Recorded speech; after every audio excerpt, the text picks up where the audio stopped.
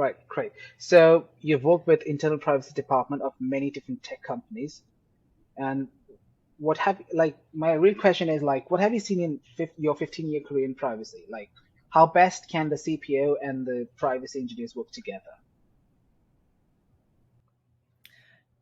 Yeah, those are two very different questions. Thinking historically, I think about some of the chief privacy officers I worked with as a consultant when I was at TrustArc, and sometimes it could be someone in marketing, someone in IT. Sometimes it was a lawyer saying we need to figure out this privacy thing. It really wasn't much of a unless you were in a higher regulated industry like healthcare or GLBA. A lot of companies were not really thinking about privacy as much until they were aware of this privacy thing, but a lot of people were thinking more security in 2008 through more or less kind of 2018.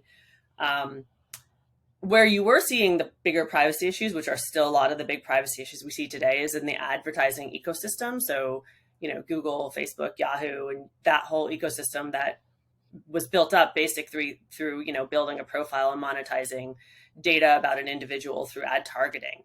Um, so that's what I've seen in my history of privacy is, I think it was really more of an awareness issue until 2018, 2020. I would sit down with people internally, and sometimes people internally wouldn't understand like how privacy was different from security or like internal controls or something.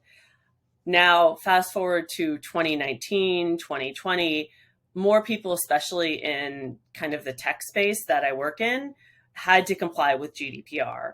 And finding more that people in marketing and sales and product understand privacy is an issue that they want the company to do right. And then especially with Cambridge Analytica and Facebook and some of the more public privacy issues.